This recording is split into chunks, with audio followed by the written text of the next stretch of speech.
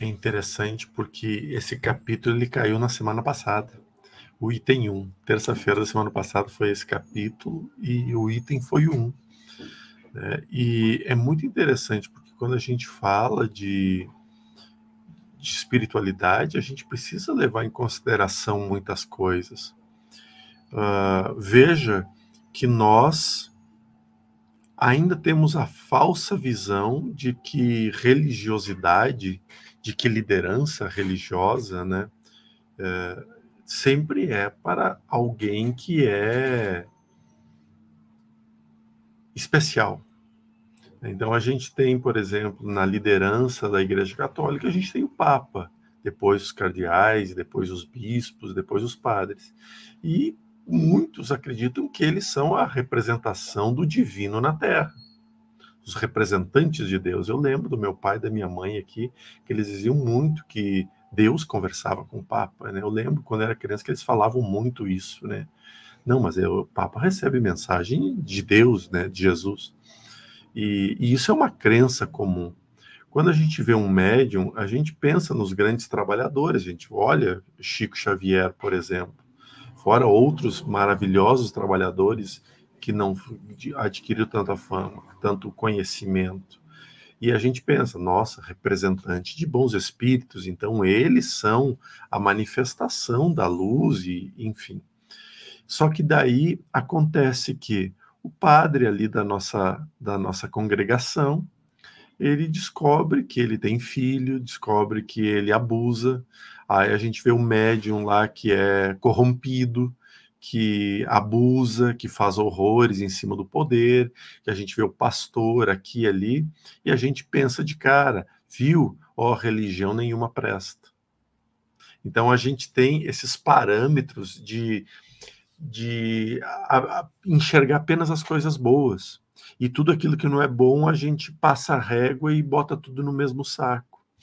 E Jesus, ele vem e ele nos mostra exatamente a necessidade do qual o Espiritismo nos fala muito, que é para quem ele fala.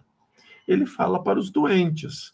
Obviamente que o planeta todo é um planeta de doentes, né? Um planeta de provas e expiações e que passa por aprendizados muito grandes e necessários. Então, todos nós nos colocamos na condição de doentes, porque nós todos falhamos neste ou naquele lugar, neste ou naquele ambiente. Nós somos corrompidos em algum ponto da sociedade, às vezes até no fura-fila, às vezes até se dá bem em alguma coisa. Em alguma forma a gente comete essas pequenas corrosões, né, que demonstram o nosso estado doentio. Então vem Jesus e Jesus vem como médico daqueles que são doentes.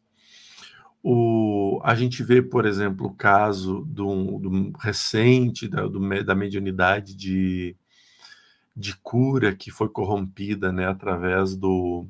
Meu Deus do céu, a memória. O médium... João de Deus. A gente vê, então, tudo o que virou cura passa a não prestar, né? E a mediunidade passa a ser perigosa. E aí a gente reforça, viu, como são obras do demônio, coisas assim. Mas a gente precisa entender, acima de tudo, o não julgar, que é o mais difícil. Quando a gente olha para o ponto chave do capítulo, que é não colocar a luz debaixo do alqueire, né? Não colocar a iluminação debaixo do banquinho, simplesmente isso é que a gente não faça sombras aonde precisa ter luz. Então a gente vê, por exemplo, existe um agressor na casa espírita. Vamos expulsar para controlar o equilíbrio da casa. Não, vamos chamar, vamos conversar e vamos dizer, a gente sabe do que está acontecendo. Vamos tomar rumo, vamos se acertar, vamos usar o evangelho para melhorar em cima disso?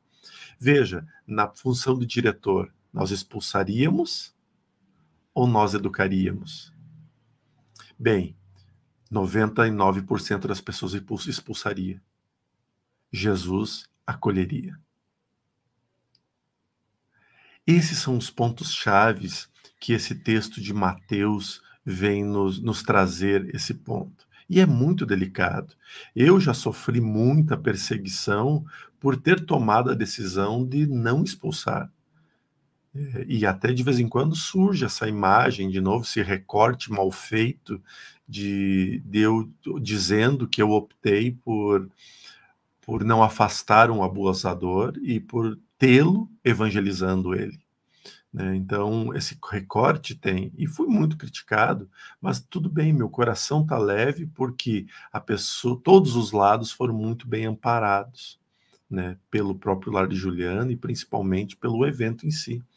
Mas acho que a gente precisa repensar bastante isso, sabe?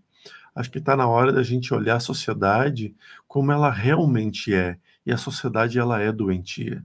A sociedade está num caso em que necessita desse remédio. E o remédio, para mim, só pode ser Jesus. E Jesus, nesse caso, é o perdão e é o amor. Essa parte para mim é nova aqui no Evangelho, mas eu gosto de trazer o Evangelho para o nosso dia. Obrigado, Júlio, pelo comentário, que eu achei muito interessante. Isso me ajudou a elaborar também para falar sobre o assunto, porque eu gosto do Evangelho trazendo ele para o meu dia, para as minhas situações. E quando ele fala, Jesus fala no trecho, que são os doentes realmente, né? Os sãos não precisam de médico. Eu fico pensando quais são as atitudes que a gente deveria tomar no nosso dia a dia. Um exemplo bem simples, quando você está fazendo a sua alimentação no local público, por exemplo, né? Você se sentar à mesa com outra pessoa sem julgar a aparência daquela pessoa, sem julgar o estilo de vida daquela pessoa, sem você senta ali, você faz a alimentação, você está dividindo não só um espaço com alguém, você está dividindo a oportunidade de você estar com um irmão diferente, você não sabe como foi o dia a dia dela, né? O julgar do pensamento, tem um trecho que eu achei muito interessante, que ele fala que se Deus tivesse concedido a palavra apenas àqueles que fossem capazes de dizer coisas boas, né, haveria mais mudos do que falantes. Mas isso também eu gosto de trazer para o nosso dia, porque os nossos pensamentos, né, você coloca da boca para fora, mas e o seu pensamento? Você pode estar falando uma palavra boa, mas o seu pensamento, você está mandando uma energia diferente. Por que não mudar isso no seu dia? No nosso ambiente de trabalho, dentro da sua própria casa, com seus pais, com as pessoas que você gosta, né? A sua atitude muda o seu dia. O evangelho é mudar o nosso dia, né? Como você falou, né? O mundo está muito cheio de doentes, né?